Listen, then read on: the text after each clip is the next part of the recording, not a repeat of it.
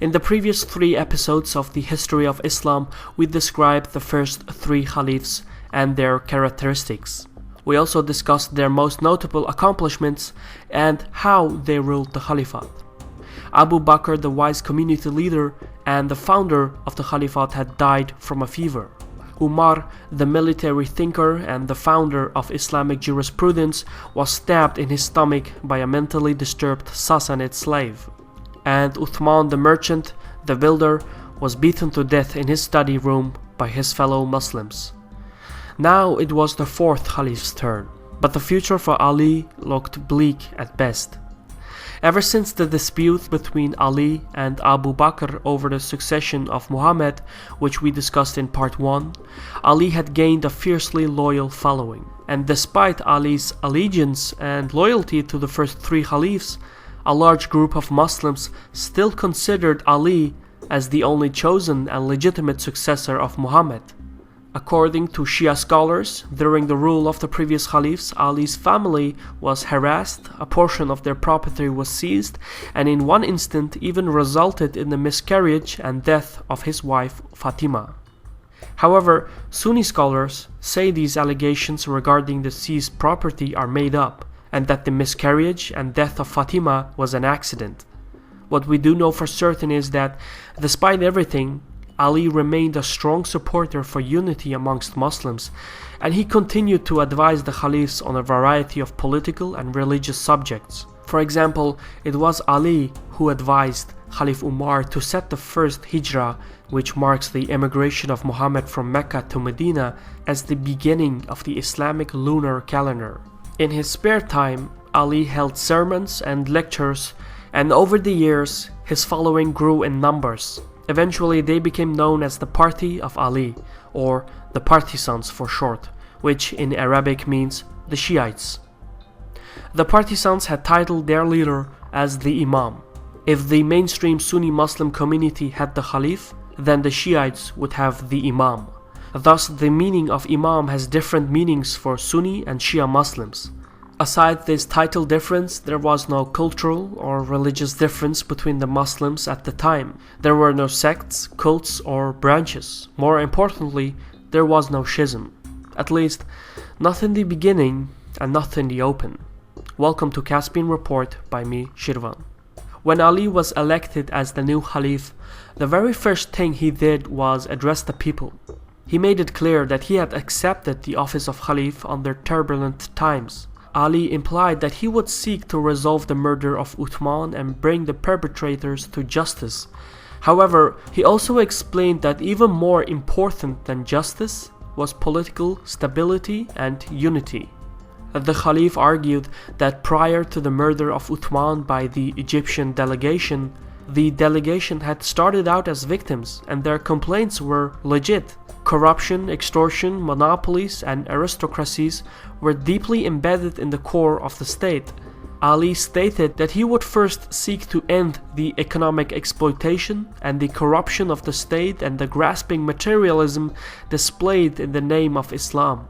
Purging the state of corruption required reversing the policies of Uthman. However, the problem here was that in the 12 years that Uthman reigned the Caliphate, a whole new elite class of Muslims had risen, and they had no wish to lose their wealth, power, and social privileges. From the perspective of the Muslim elite, Ali was a threat to their power and lifestyle, and so the top notables of the elite had withdrawn from Medina and rallied under the banner of Governor Muawiyah in Damascus, who was the leading member of the powerful Umayyad family. If Caliph Ali was a threat to the Muslim elite and the Umayyad family, then Governor Muawiyah was the patron of the elite's wealth and safety. This was the new state of affairs. Back in Damascus, an entirely different story was spreading. Muawiyah, being a skillful politician, was holding sermons in his provinces and rallying the support for his cause. He publicly demanded vengeance for the murder of Caliph Uthman. Furthermore, Muawiyah refused to swear fealty to the new Caliph. And in fact, he pointed out to Ali's inability to restore justice as the main reason for Ali to step down as the Caliph. However, equally important, Muawiyah knew perfectly well that the vengeance for Uthman was unrealistic. For one, nobody knew exactly who the assassin was or who dealt the final blow. Moreover, it wasn't even practical. As we explained in the previous episode, there was no army in Medina and the mob still ruled the streets of the capital. Ali simply did not have the numbers to realize what was demanded of him. It was a classic political ploy by Muawiyah. Make a reasonable yet unattainable demand to your opponent with the sole purpose to disgrace him in the eyes of the public. Soon after his election, Ali proceeded with his plan for reform. He dismissed all the governors that Uthman had placed in power and set out new people to replace them. However, none of the governors agreed to step down. In the meantime, Muawiyah's demand for revenge was so convincing that the Prophet's youngest wife, Aisha, known as the Mother of the Faithful, addressed the people in Mecca and called for vengeance for the blood of Uthman to vindicate the honor of Islam. The intentions of Aisha are disputed, but most modern historians agree that it was a call to war. The question is, against whom? With the financial support of the aristocratic governors, Aisha proceeded to assemble an army and laid out a military campaign. It is important to note that by this time, the Egyptian delegation who was responsible for the assassination of Uthman had dispersed throughout the realm. Many of the delegation rebels were rumored to have fled to the city of Basra in southern Iraq. And that is where the Mother of the Faithful set her army marching. With relative ease, she crushed the local rebels and in the meantime conquered the city. Aisha's unauthorized army and her close ties to Muawiyah made many believe that, under the pretext of justice for the assassination of Uthman, she was actually seeking to remove Ali from power. At around the same time, a rumor was circulating throughout the Caliphate that Ali had in fact conspired to murder Uthman in his attempt to seize power. For Ali, this proved to be the final stroke. It seemed like the Caliphate was collapsing from within. The Caliph had no control over the state, his authority was undermined by the elite, rumors were spreading of him being the assassin, and now an unauthorized army was formed and sought to seize power. For these reasons, Ali undertook the only action he could. He assembled an army and set march to face the Mother of the Faithful. However, there was a lot of confusion among the Muslims. Both sides claimed to be fighting for justice and Islam, and yet two Muslim armies were now on a collision course. As Ali marched his army from Medina to the north, various tribesmen joined his ranks, and the Caliph's army grew in size. But, as we pointed out earlier, the Egyptian delegation had dispersed throughout the realm, and since both Aisha and Ali had gathered an all-volunteer army, both their military ranks were infiltrated by the mob participants. When Ali reached Basra, he sent one of his most trusted commanders to hold negotiations for a truce. And to everyone's surprise, it worked. Aisha admitted that she didn't believe the rumors regarding Ali's involvement in the assassination of Uthman. She also admitted that she was in fact escalating an already tense situation. By the end of the day, Aisha had agreed to lay down her arms and join forces with Ali. They were set to meet the next day to discuss the terms. Both armies welcomed and celebrated the news. This point in history is really an acknowledgement to both leaders. Despite tensions and emotions, they kept their heads cool and came to an agreement. However, since the ranks of both armies were infiltrated by the mob participants, during that night, the mob leaders conspired to provoke a situation that would lead to an all-out war. A number of mob participants from both armies crossed over to the opponent's camps. They started burning tents and launched a simultaneous surprise attack. The common soldiers from both sides believed they had been betrayed by the other, and before Ali or Aisha could intervene, an all-out battle had ensued. In the heat of the fight, Aisha rode a camel straight into the battlefield and commanded her troops. From that moment onwards, the battle became known as the Battle of the Camel. Some 10,000 people died from the fighting, but in the end, Aisha was captured and Ali emerged victorious. Ali and Aisha discussed the events and made peace with each other. Aisha returned to Medina and would later on become one of the most distinguished and respected scholars of Islam. Things looked different for Ali. He could not retire to Medina. He still had to face Muawiyah in Damascus. However, it's important to note that at the time, the people in Syria differed from the people in Mesopotamia. Prior to the Caliphate, the Levant and Mesopotamia were sworn enemies as they were part of the Byzantine and Sassanid empires respectively. Ali made the city of Kufa in Mesopotamia the new capital of the Caliphate as a reward for the local people's support for Ali. This aggravated the people in the Levant, who still perceived the Persian-dominated Mesopotamia as their historic rivals.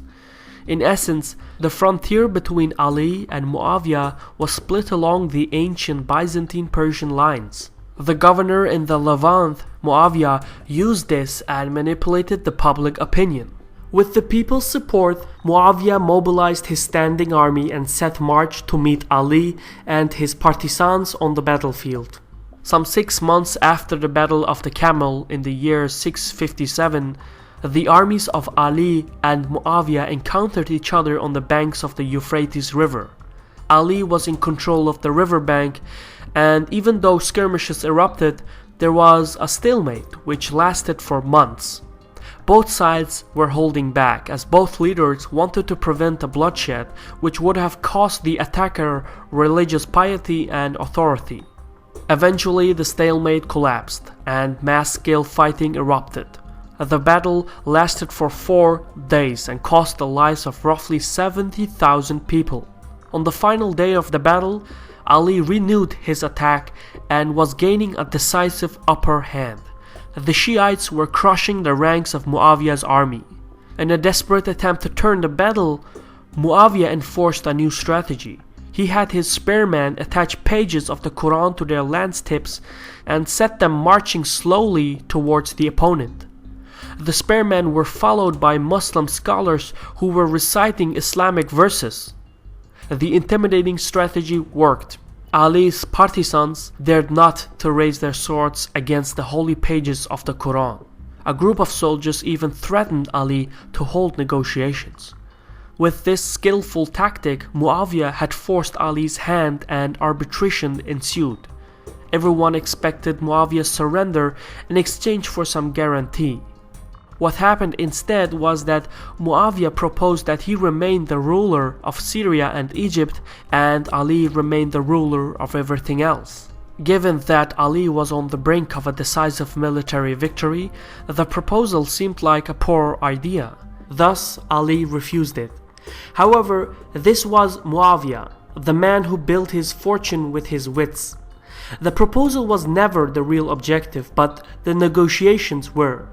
You see, by agreeing to hold negotiations as equals, Ali had inadvertently lowered his status as the rightful Caliph and in the meantime raised Muawiyah's claim over Syria and Egypt. Thus, the end results didn't even matter. Muawiyah was now considered the de facto ruler of Syria and Egypt. The governor had checkmated the Caliph. As Ali and his partisans were returning to the new capital in Kufa, a large portion of the army, roughly 12,000 men, kept a distance from the main body of the army. It was the same group of men who had earlier threatened Ali to hold negotiations. However, now this group was quarreling that Ali had betrayed Islam by agreeing to a truce and that he should have continued to fight. The commanders argued that they had opposed Muawiyah's rebellion as they considered Ali to be the rightful Caliph.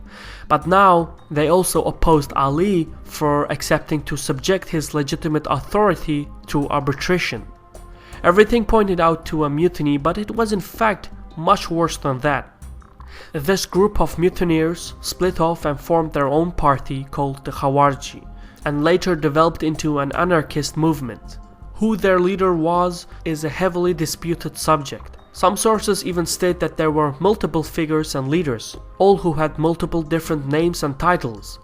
What we do know for certain is that they were the very first sect in Islam, the first to leave the mainstream religion. In fact, that is what the name Khawarji means, the ones who left. At the time, nobody knew or understood this, but this wasn't just a mutiny. It turned out that the leading members of the Khawarji mutineers were in fact the very same people from the Egyptian delegation. They were the same people who were responsible for the rebellion against Uthman and his assassination. And as they dispersed throughout the state and infiltrated the ranks of Ali's all-volunteer army, the Khawarji were directly involved in setting the stages for the battles involving Aisha and Muawiyah. In fact, it turned out that this group of mutineers had orchestrated every major event from the start. It was a conspiracy hidden within a conspiracy. Now the same people had reinvented themselves as the Khawarji, and they would forever change history by setting the groundwork for Islamic radicalism. The Khawarji believed that the act of sin was analogous to disbelief. Thus, every sinner was a non-believer. Even though this was contrary to the teachings of Muhammad, as one can be a sinner and yet remain a Muslim, many young Muslims were incorporated into this new doctrine.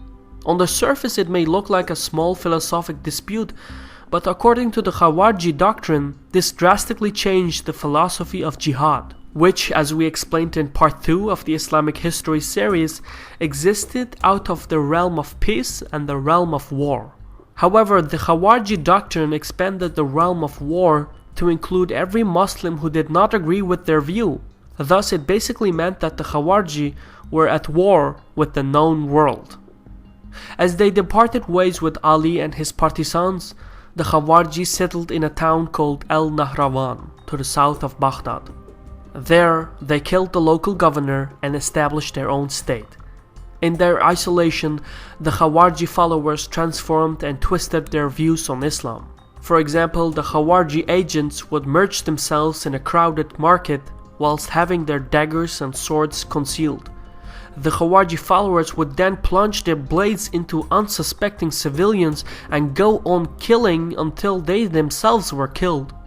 It was the predecessor of the suicide bomber, the first form of Islamic terrorism. Over the next 2 years, the Khawarji ideology developed and took shape. They began recruiting young followers from other parts of the Caliphate and encouraged them to immigrate to their town.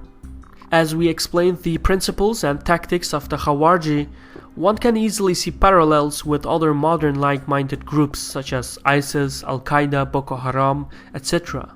For this reason, the Khawarji are considered the prime source of Islamic radicalism. Soon, Ali realized the depth of the Khawarji conspiracy and how this reactionary group was in fact the Egyptian delegation, the very same group who had manipulated and conspired a chain of events and set the stage for the Islamic civil war. They had deceived everything and everyone from the beginning. Now they had established their own state and were conducting terrorist attacks throughout the Caliphate. Ali had to act. He assembled a new army, and in the year 659 he finally moved against the Khawarji in the town of El-Nahrawan. The Caliph emerged victorious, but not all the Khawarji commanders were killed. Some had escaped. The surviving commanders once again dispersed throughout the land and planned their next move. 2 years later, following their defeat at Al-Nahrawan, the Khawarji were ready. Their plan was to assassinate the 3 leaders responsible for their failures: Khalif Ali, Governor Muawiyah, and Al-Ahas, who had mediated the negotiations between Ali and Muawiyah. The assassination attempts were to occur simultaneously as the 3 leaders came to lead the morning prayer in their respective cities of Kufa, Damascus, and Fustat. That day, the course of Islamic civilization and identity was changed forever. Muawiyah escaped the assassination attempt with only minor injuries, while Al-Ahas, due to his sickness, was absent during the prayer, and in his stead, his deputy was killed. But Ali, The Caliph of the Islamic State was attacked whilst praying in the great mosque of Kufa by a Khawarji agent by the name of Abdul Rahman ibn Julman. The cut wasn't fatal, but the poison in which the dagger was dipped in was. A few days later, Ali passed away, leaving behind an enormous gap of power, a fractured state, and 2 sons, Hassan and Hussein. Thus, immediately following the death of the 4th Caliph and the 1st Imam, the partisans of Ali looked to his eldest son, Hassan, as the rightful successor and named him the 2nd Imam. Hassan was now tasked with carrying on the legacy of Muhammad and Ali. However, the interaction between Muawiyah and Hassan and Hussein would set in motion an irreversible schism in the Muslim community. This and more we will cover in the final episode in the History of Islam series. This was a Caspian report by me, Shirvan. I just want to bring you up the news. YouTube has decided to stop the monetization of roughly 80% of the videos by Caspian Report due to their sensitive nature. So if you like this video and would like to support more original content like this, please visit our Patreon page in the description. For now, thank you for watching, take care, and Sağ ol.